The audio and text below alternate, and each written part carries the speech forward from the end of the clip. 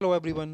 Today we are going to have a discussion over the topic events of Himachal freedom struggle between January 1948 to April 1948. We were discussing the same topic in our previous discussion, and today we will throw more light on the events in the last months of our freedom struggle between January 1948 to April 1948. तो बात हम कर रहे थे कि जनवरी के पहले सप्ताह में in the first week of the January, a meeting of Rajas of Shimla Hill States took place at Delhi. ये मीटिंग क्यों हुई? ये मीटिंग इसलिए हुई to decide the future agenda. अब क्या था कि 15 अगस्त 1947 को देश आज़ाद हो चुका था। So it was quite impossible to make people to rule under राजशाही एनी लॉन्गर।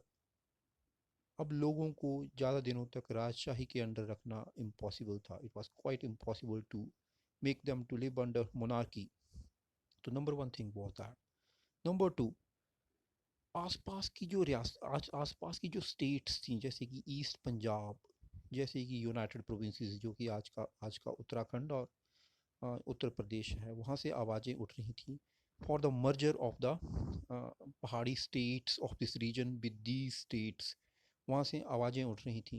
तो कहीं ना कहीं जो जो राजा थे, रियासती राजा थे, शिमला हिल स्टेट्स के राजा थे, उनको अपने फ्यूचर में अनसर्टेनिटी दिख रही थी। So they met at Delhi and Delhi में उन्होंने एक चीज़ डिसाइड की कि we will have a Shimla hill state union.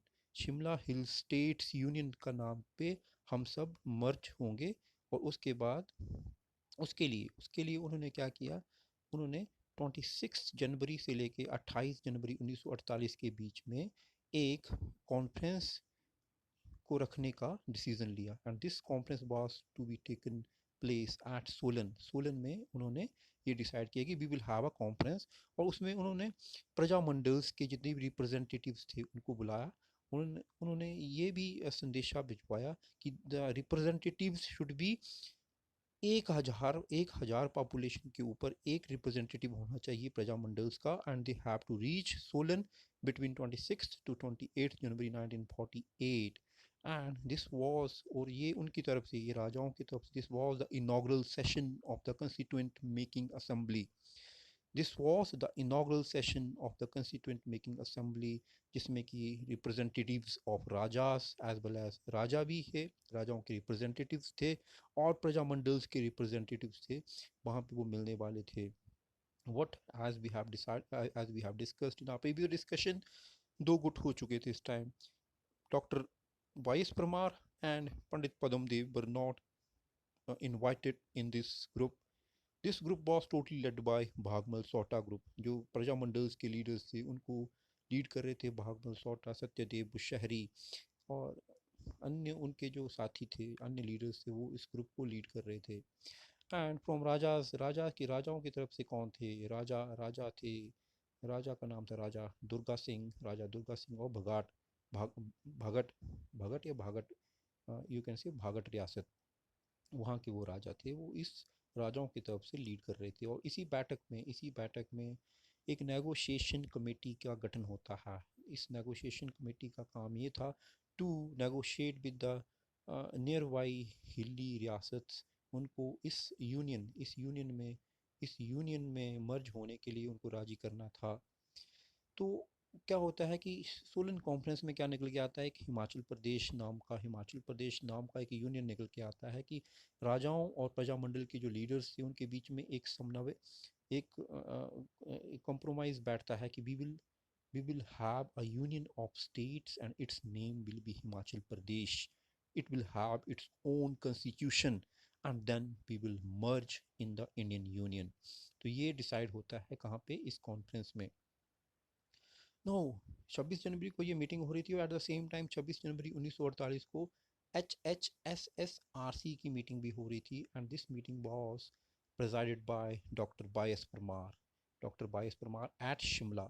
और उन्होंने इस जो हिमाचल प्रदेश, जो कि शिमला हिल स्टेट्स यूनियन था, यूनियन ऑफ स्टेट्स था, इसका उन्होंने इसका विरोध किया। एंड सेम वे, जब उन्होंने इसका विरोध किया तो उन्होंने उसी दिन वहाँ पे हिमालयन प्रांत प्रोविजनल गवर्नमेंट का गठन किया। Himalayan Prant Provisional Government was set up, and it was to be headed by Shivanand Ramal. It was to be headed by Shivanand Ramal. At the same time, this group of HHSSRC, led by doctor Y S Parmar and Pandit पद्म देव, उन्होंने सरदार वल्लभ भाई पटेल से भी भेंट की दिल्ली जाके और उनको राजाओं की इंटेंशंस के बारे में अवगत कराया।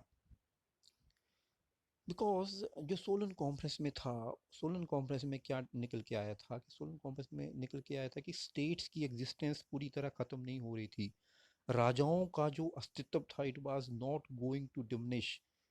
हालांकि सोलन कॉन्फ्रेंस में ये बोला गया था कि we will have responsible governments, there will be a transfer of power to the local people, and raja जो थे वो अपने अधिकार सब छोड़ देंगे, अपनी प्रॉपर्टी से जो भी थी उनके पास, they will renounce it. But फिर भी इसमें कहीं ना कहीं संशय था, इसमें क्लैरिटी नहीं थी, और एक अलग संविधान बनाने बनाने की कोशिश कर रहे थे। और उसमें सोलन कॉन्फ्रेंस में एक और चीज़ निकल के आई थी कि दे वो क्या था कि इससे पहले गुजरात में सौराष्ट्र सौराष्ट्र मॉडल एक अपनाया था वहाँ के राजाओं ने, वहाँ के रूलर्स ने। उस मॉडल को अपनाने की कोशिश कर रहे थे हिमालयन, जो अपने उस टाइम हिमाचल प्रदेश बोल सकते हो, हिमाचल प्रदेश जो यूनियन ऑफ स्टेट्स निकल के वहाँ से आ रहा था, उसी मॉडल के ऊपर they wanted to merge in the Indian union. तो इसमें एक जो दूसरा ग्रुप था HHSSRC, जिसको लीड कर रहे थे डॉक्टर वाई एस परमार, उन्होंने बोला कि ये जो है it is not acceptable till the complete transfer of power takes place. तो उन्होंने इसको सिरे से खारिज कर दिया और सरदार वल्लभ भाई पटेल को राजाओं की इंटेंशंस के बारे में अवेयर कराया। नो, मैंने बोला था कि ये जो दूसरा ग्रुप था जो राजा दुर्गा सिंह का था, बघाट के राजा, इनके साथ कौन सा गुट मिला हुआ था राजा मंडल का, it was led by Bhagmal Sota. और ये दूसरा ग्रुप जो था वो it was led by Y S Parmar. तो एक तरह की जद्दोजहद थी उस टाइम। और उसी जद्दोजहद के बीच में जो HHSSRC का ने क्या किया था, हिमालयन प्रांत गवर्नमेंट जो प्रोविजनल गवर्नमेंट थी उसका तो सेटअप कर ही दिया था शिवानंद रोमाल के अंदर। उनकी जो आगे की रणनीति ये थी कि डिफरेंट रियासत्स में सत्याग्रह किया जाए, और वहाँ की रियासत को में एक रिस्पॉन्सिबल गवर्नमेंट का सेटअप किया जाए और राजशाही को ख़त्म किया जाए। लेकिन आसपास की जो रियासतें थी वो बड़ी रियासतें थी, जैसे कि मंडी मंडी और सिरमौर, चंबा, इन इन रियासतों में प्रजा सत्याग्रह करना थोड़ा मुश्किल था, क्योंकि इनके पास फोर्सेस भी थी, इनके पास और संसाधन भी थे। बट आसपास की एक सुकेत रियासत थी, जो कि एक छोटी रियासत थी, और उसके पास इतने संसाधन नहीं थे, उसके पास इतनी फोर्सेस नहीं थी। तो और with the help of central government ये सत्याग्रह करने से पहले क्या किया था डॉक्टर वाई एस परमार ने, इसके पूरे जो प्लानर थे, इसके जो ऑर्गेनाइजर थे, कन्वेनर थे, he was doctor Y S Parmar. तो उन्होंने सेंट्रल गवर्नमेंट से जितनी भी आर्म्स की सप्लाई थी वो बंद करा दी थी सुकेत रियासत में। And on 16th of February, on 16th of February, he gave a ultimatum to the Raja of Suket, and his name was Raja Lakshman Singh. Raja Lakshman Sen, not Singh, he was Sen. Mandi और सुकेत के जो राजा थे वो सेन हुआ करते थे। तो राजा लक्ष्मण सेन को एक अल्टीमेटम दिया, एंड अल्टीमेटम दिया 48 घंटे का, to renounce his rajshahi and set up a responsible government. But raja ने कोई जवाब नहीं दिया, और 18 फरवरी 1948 को सुकेत सत्याग्रह की शुरुआत होती है। It was led by Pandit Padma Dev, but the main planner, the organiser, the convener was doctor Y S Parmar. 18 फरवरी से लेके 25 फरवरी 1948 के बीच में ये सत्याग्रह होता है, और ये धीरे धीरे सारे राजा का तंत्र को अपने काबू में करते हैं, पुलिस स्टेशन, पुलिस चौकियों को काबू में करते हैं, तहसीलदार को बंदी बनाते हैं, तहसील को अपने काबू में करते हैं, और राजा का पूरा तंत्र कोलैप्स हो जाता है। It was the collapsing scenario of the राजशाही ऑफ राजा लक्ष्मण सेन इन सुकेत रियासत। और राजा जो है वो उसके बाद इन सबको दे के दिल्ली भाग जाता है, and responsible government was set up in Suket, but it was a provisional government under Sadanand Rumal, Shivanand Rumal. और ये एक तरह का पॉलिटिकल लैडर में it was a big achievement for doctor Y S Parmar. यहीं से उनकी शुरुआत होती है इन अ पॉलिटिकल लैडर, और वो एक एक सीढ़ी के बाद दूसरी सीढ़ी चढ़ना स्टार्ट कर देते हैं। और एक तरह का अन्य रियासतों के ऊपर, अन्य जो रियासतें थीं उनके ऊपर एक एग्जाम्पल पेश हो जाता है उस टाइम। इफ़ एग्जाम्पल इस तरह की, if they are not going to merge with the Indian union, they will not have any existence, they will not have any existence, and they will met the same fate as the Suket रियासत has met, had met। तो एक तरह की ये विजय थी doctor Y S Parmar गुट की। और डॉक्टर वाई एस परमार जो थे उसके बाद उन्होंने कई सीढ़ियाँ चढ़ी, कई पैदान चढ़ी। उसके बाद करते हैं कि मार्च 1948, फर्स्ट मार्च 1948 को एक मेमोरेंडम लिखा जाता है भागमल सौता के द्वारा। तो ये क्यों लिखा जाता है कि इससे पहले क्या था कि 2 मार्च को जितने भी राजा थे हिल स्टेट्स के, खासकर शिमला एरिया के जो राजा थे, और उसके साथ साथ जो चंबा और मंडी के जो राजा थे, उनकी एक मीटिंग बुलाई गई। कहाँ पे बुलाई गई? दिल्ली में, with the additional secretary C S Desai, Sardar Patel and B P Menon, क्योंकि ये गृह मंत्रालय यही लोग देख रहे थे। तो इसकी मीटिंग बुलाई गई कहाँ पे? दिल्ली में। तो 1 मार्च 1948 को मेमोरेंडम लिखते हैं भागमल सौता किसके? सरदार पटेल के नाम। और कहते हैं उसमें, वो लिखते हैं कि भी कि कहीं ना कहीं एक सुगबुगाहट हो रही है कि merger of the hill states with others, other plain areas of united provinces and Punjab. वो लिखते हैं कि we are having a different culture, different customs, different habits, so it will be very fatal for the future of the hilly people to make them to merge with the plain areas। उसमें इस बात का भी जिक्र करते हैं कि आपने 1948 को मीटिंग बुलाई है हिल रियासती राजाओं की, but we the representatives of the people should also be invited. लोगों को भी हक है अपना फ्यूचर डिसाइड करने का। सो उस मीटिंग में 2 मार्च 1948 को जो है वो मीटिंग में सिर्फ राजा ही जाते हैं, raja of different riyasats of the Himachal. और उस जो मीटिंग में क्या राजा अपनी तरफ से पेश करते हैं, वो सोलन मॉडल को पेश करते हैं। सोलन कॉन्फ्रेंस में जो उन्होंने डिसाइड किया था कि हमारा जो विलय होगा वो हिमाचल प्रदेश के नाम का एक यूनियन होगा, उसके नाम पे हम विलय करेंगे, we will have a separate constitution, and उसके नाम पे हम we will merge with the Indian union. लेकिन सी सी देसाई जो थे वो एडिशनल सेक्रेटरी थे मिनिस्ट्री ऑफ स्टेट्स की उस time. He said and he forced the Rajas to merge without any condition, बिना किसी शर्त के वो राजाओं को विलय होने के लिए फोर्स करते हैं। और राजा और भगत, दैट वाज राजा दुर्गा सिंह, उन लोगों को लीड कर, उन राजाओं को लीड कर रहे थे। एंड वो उस मीटिंग में कुछ ऐसा हो जाता है, then it was just like open abuse, एक खुलेआम गाली थी राजा और भगात दुर्गा सिंह के लिए। And it was the first incident in his life. यहाँ आज तक उन्होंने डिफरेंट ब्रिटिशर्स के साथ भी डील किया था, अपनी रियासत में राज किया था, बट एक तरह की उनको ये खुली गाली उस मीटिंग में मिली। तो उसके कारण क्या होता है कि वो गुस्से में आते हैं, और गुस्से में आने के बाद उनकी आंखों में आंसू आ जाते हैं। Incident which has been written in the emergence of the book, the emergence of Himachal प्रदेश।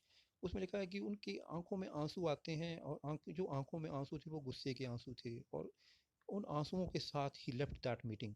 2 मार्च 1948 को राजा और बगाट लेफ्ट दैट मीटिंग, और उनके साथ साथ फिर उनके जितने बाकी और राजा थे वो भी उस मीटिंग को छोड़ के चले जाते हैं।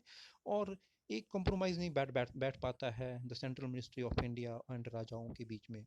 अब 3 मार्च को अगले ही दिन द सेम राजाज एंड उनके साथ साथ प्रजामंडल के लीडर भी जाते हैं, विच वर लेड बाय भागमल सौटा।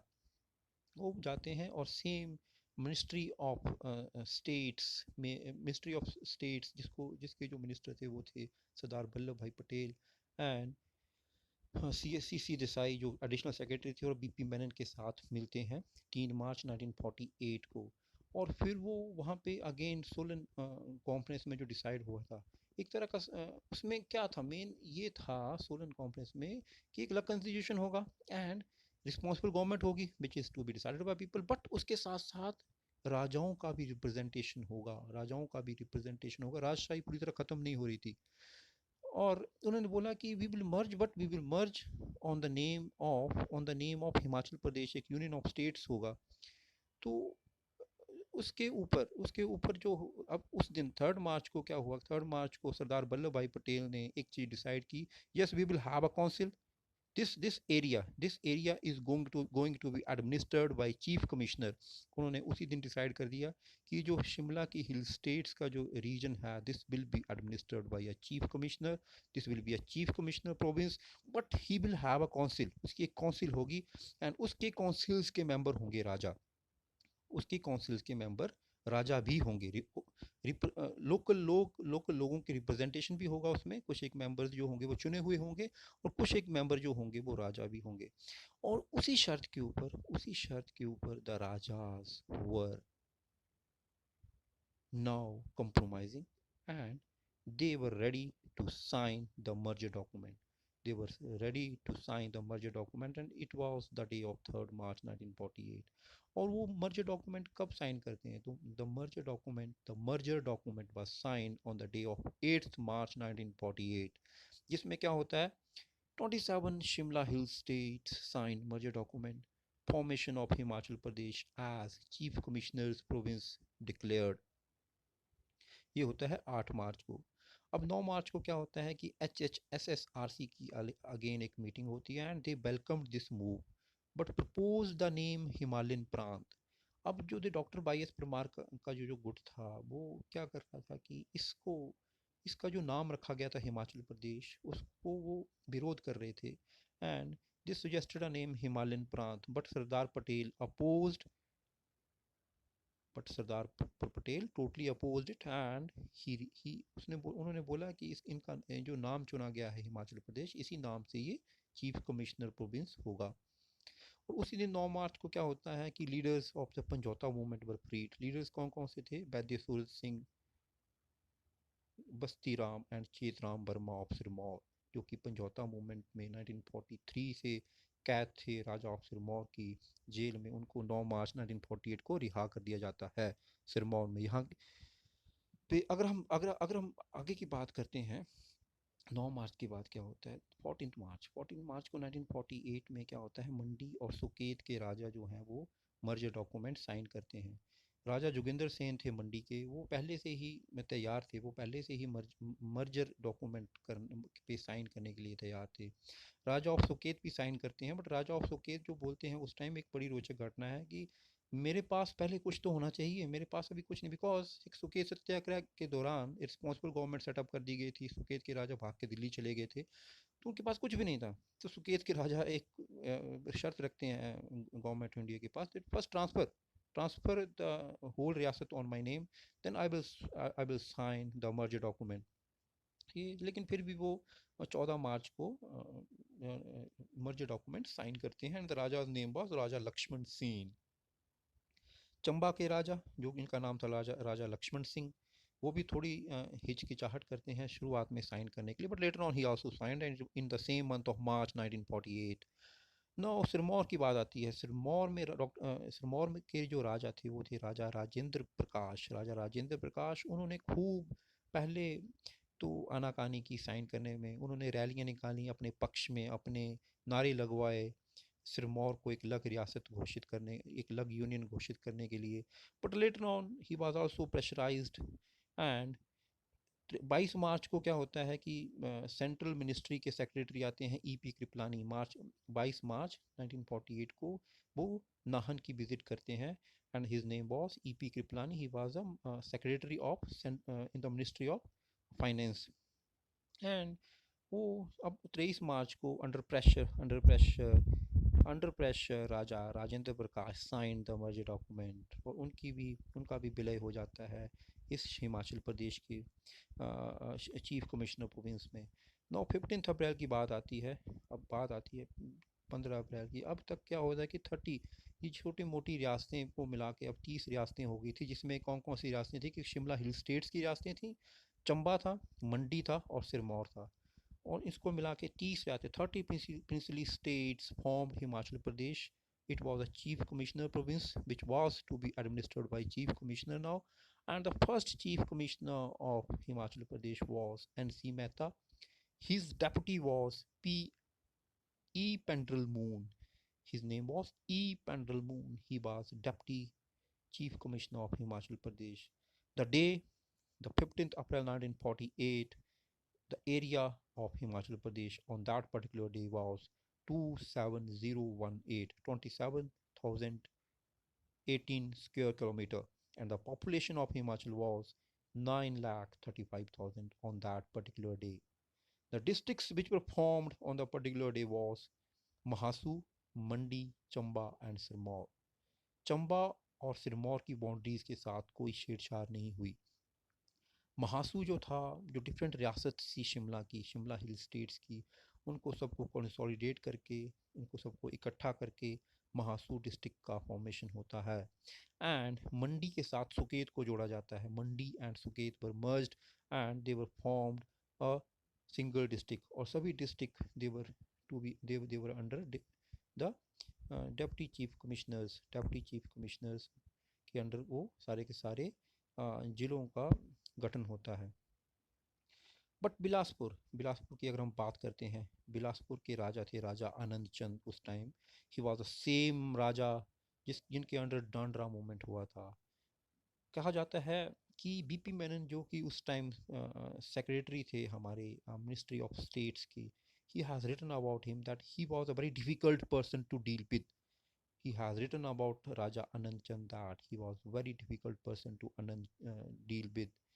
राजा आनंद चंद थे, वो क्या थे कि वो ना इंडिया में शामिल होना चाहते थे, ना वो पाकिस्तान में शामिल होना चाहते। यहाँ तक ये बात चलती है कि he was having a very good relations with Muhammad Ali Jinnah, but he didn't want to join any of the union, either India or Pakistan. वो कहलूर को, आज़ाद कहलूर नाम का एक अलग देश बनाना चाहते थे। इनके बारे में कुछ और भी कहा जाता है कि was a very good orator, और जब मर्जर का प्रेशर आया उनके ऊपर सेंट्रल गवर्नमेंट की तरफ से, थोड़ा बहुत जो प्रेशर आ रहा था, तो उन्होंने कहलूर के लोगों में एक नेशनलिज्म की भावना को जगाना चाहा, और ही वॉज रेडी। कहा जाता है कि he was also ready to face the military action of the Indian government at that time, but Indian government was having a very soft corner towards him because of his services. Sardar Vallabh भाई पटेल और नेहरू जी का उनके प्रति एक बहुत ही soft corner था because of his services which he has rendered in the past. And number two उस time क्या था कि भाखड़ा डैम का कंस्ट्रक्शन होने वाला था, जो कि बिलासपुर एरिया के अंडर आना था अभी। तो उन्होंने उनके ऊपर ज़्यादा प्रेशराइज़ नहीं किया इस हिमाचल प्रदेश यूनियन में, Himachal Pradesh chief commissioner province में शामिल होने के लिए। But later on 15th August 1948 he also signed the merger document to merge with the Indian Union, but a separate chief commissioner's province, but as a separate chief commissioner province, जिसके जो कि also एक chief commissioner के द्वारा administer होगा। And its first chief commissioner was the same राजा आनंद चंद। राजा आनंद चंद ही इस chief commissioner province के पहले चीफ कमिश्नर बने। So we have discussed the formation of Himachal Pradesh as a chief commissioner on 15th April 1948. अब तक की we have discussed the whole freedom struggle, the movements which started from the year 1857 and we have reached up to 15th April 1948. हमने काफ़ी कुछ चीज़ें इसमें छोड़ी भी होंगी, काफ़ी कुछ एक दो आंदोलन हमने छोड़े हैं। जो इम्पोर्टेंट आंदोलन है वो है सुकेत के आंदोलन और नालागढ़ का आंदोलन। उनमें कुछ ज़्यादा डिस्कशन का है नहीं। We can remember the names of raja. सभी आंदोलनों का लगभग एक ही कारण था। We can remember the name of rajas as well as their wazirs and we can write down if something is asked about them. This might be my last discussion because I know the quality of the pictures is not good, so it is quite difficult to assimilate the content which I have discussed in all these videos. But if any one of you is having any doubt, or if you want me to continue on a particular topic, you can write it down. You can write it down in the comment box. I will read it and I will prepare the further discussions accordingly. Thank you very much. If there is any wrong information or wrong pronunciation is done, kindly forgive me. Thank you very much.